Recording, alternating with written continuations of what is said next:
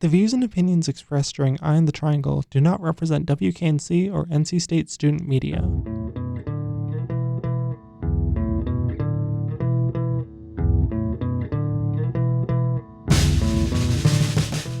Your dial is currently tuned to Eye on the Triangle on WKNC 88.1 FM, HD1, Raleigh. Thanks for listening.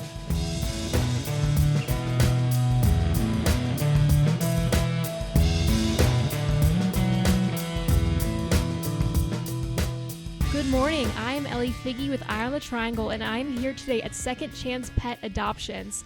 Who am I here with? My name's Mia Xavier. I'm the Director of Development and Communications. I'm Alex Barker. I'm the Volunteer Manager. How did both of you begin to get involved in this program? I have been with Second Chance for only 4 months. I have a fundraising background and came to Second Chance. They're looking to grow their fundraising and their sponsorships, and so that's what brought me here. Excited to be here. And I came on as their volunteer manager a couple years ago, back in 2022 in February. They were in need of a volunteer manager. We hadn't had one before at Second Chance, and so I think as the organization continued to grow, they were looking for someone to kind of help provide some direction and some management over that program. So I ended up seeing them kind of advertise that, applied, and came into here to work with them a little bit. How would you say the program has grown since it first begun? I would say in a couple different ways, honestly. I mean, we now have obviously a facility where we're able to house most of our cats here. Most of our little guys that are under 6 months are obviously in foster homes, but this is the adoption center, and this is where we keep most of our cats for adoption. And, you know, we're also, again, kind of stepping out into the transport world with our Hearts to Home transport program, you know, taking in dogs that are from local county shelters and getting them up north, because we know that the South is very overcrowded, you know, at this point with homeless animals. So to be able to kind of not only run a local adoption program with the dogs, but also get some of these guys transported up north to where there's adopters waiting for them there as well, is a huge, I think, piece of growth that this organization has seen.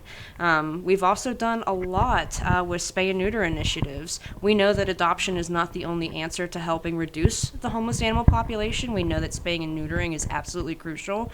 So we've done a lot of work around, you know, not only spaying and neutering of the own animals that we take into our programs, but helping with like community cat projects and folks like some of the feral cats that are out there in the world that need taken care of as well. Awesome. And we talked a little bit about 2 programs ahead of time, but if you guys wanted to give a little bit of an explanation to the Healing Hearts program and the FIV Positive program. Yeah, I mean, I can talk a little bit about Healing Hearts. We know that, you know, a lot of times there can be barriers to adopting hearts who are considered heartworm positive, especially for folks that may not have all of the resources to be able to treat a heartworm positive dog. So we've made it kind of a mission to, you know, treat dogs that are heartworm positive and still bring them into our programs. We take care of the heartworms within the protocols that are set forth by the veterinary partners that we work with, and then once the dogs are in good shape and they're able to kind of, you know, heal from that, then we work on getting them adopted out. For our FIV program, it's not similar to HIV in humans. It is something that animals can get, and it can't be passed from animals to humans, but it can be passed from animal to animal through deep bites. So with treatment, these animals can live long and healthy lives, and so we bring them in.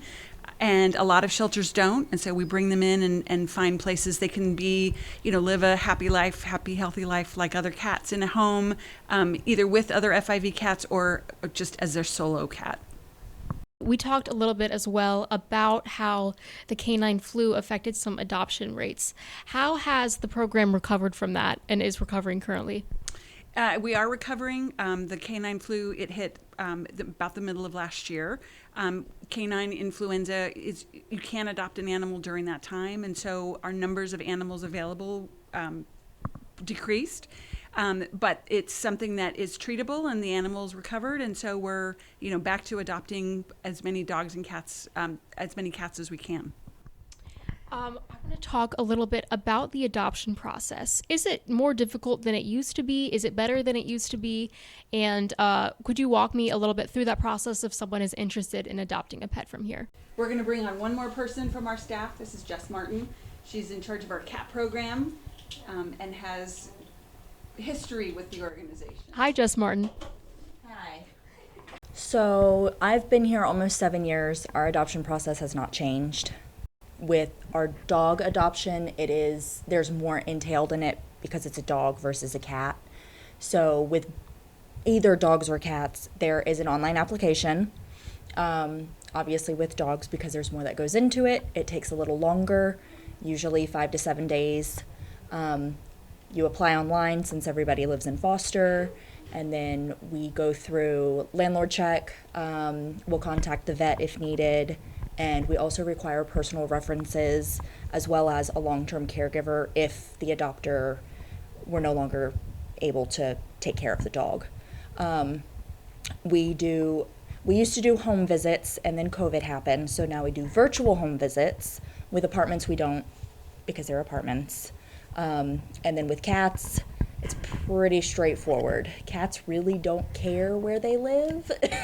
So it's an online application, but it's a lot faster. I can usually get them processed within 48 hours. So it's just, where do you live?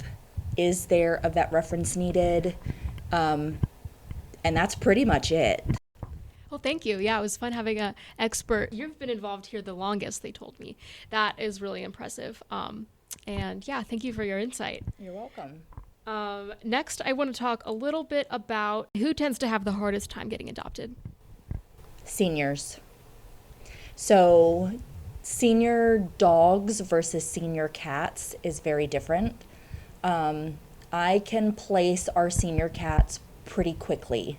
Senior dogs take a lot longer. Dogs a lot of times have more medical issues.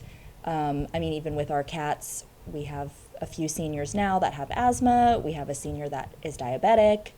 We can generally get them placed quickly, though. Cats are just easier and they live longer. So it's less of a, I'm going to bring this animal home and only get a couple of years with it. Yeah, and I have to say, they gave me a tour when I came in, and I'm extremely impressed by the facilities and the space they have for all of the pets with different ailments, different treatment places. I was even impressed when I first came in to see the size of the crates that some of the cats are held in, because I've seen a lot smaller before. All of these cats have either rooms or crates that have a significant amount of space, more than you see in some places, and it's very impressive. How can people volunteer or get involved without maybe adopting? Yeah, there's a lot of ways that people can get involved. I always tell folks, that there's something here for everybody, no matter what your skill set or your talent is. We need help in all the different areas. Sometimes folks like to come in and get, interaction with the animals. So they'll do like some cat care or some dog walking or some things like that.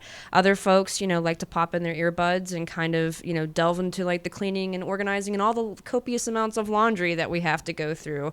And then we've got folks that sit on the back end, folks that are talented in data entry, or folks that can really do a good job with a spreadsheet and keep us organized on some things, folks that help us with event planning. Really, there's no wrong way to get involved. There's always a place for anybody that wants to be a part of it. Getting involved is super easy. The volunteer application form is on our website. We're just looking to get some basic information from folks. After I usually get that first inquiry, I'm reaching out within a couple of days to talk about what the next steps are, and how to get folks involved with us. Regarding, what you said earlier about how a lot of students listen to this, especially from some of the college campuses around the area. This place is sometimes a hot spot for some of the students because it's just close to some of the local colleges, especially NC State down the road there. A lot of times they'll come in and socialize just with the animals just to kind of get a break from like midterms or finals. Others, they come in because they either want to just, like I said, get that break, or maybe they're looking for hours for a class or something like that, or for like a project. We offer volunteer hours to those guys, as long as they stick around with us and help us out and help out the animals. And so, yeah, it's a really good mutual benefit. The animals get a lot out of it. We get the help that we need. And then those folks, especially those students, can sometimes get some hours for that. Absolutely. I think that's really important. And we talk a lot about the show with ways that we can improve mental health, and that's been a very big topic, at least at NC State, for the last maybe 6 months to a year. And so I always like to, bring forth ways that people can get involved in something that gives them time to relax and get connected with the community. Yeah. Absolutely.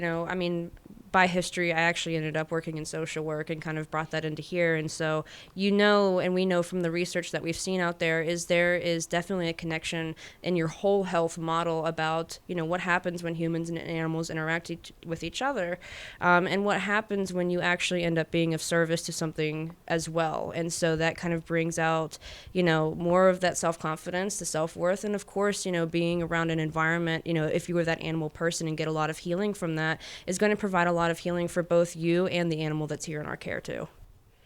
Absolutely. Well, is there anything else that either of you would like to contribute?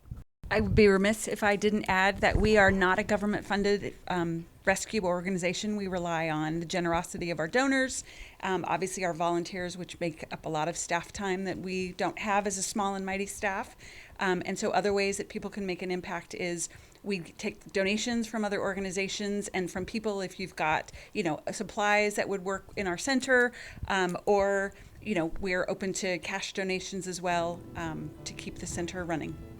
Absolutely. Thank you so much, the three of you, for having me in today and showing me around.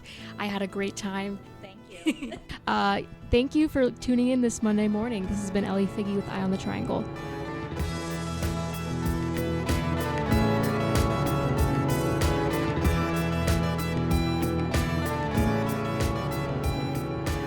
This has been Eye on the Triangle. I'm Erie Mitchell, your guest host right now. Thank you so much for listening to this. You can listen to back episodes of Eye on the Triangle at wknc.org/podcast under Eye on the Triangle, or just any of the other podcasts we have on WKNC. Thank you so much.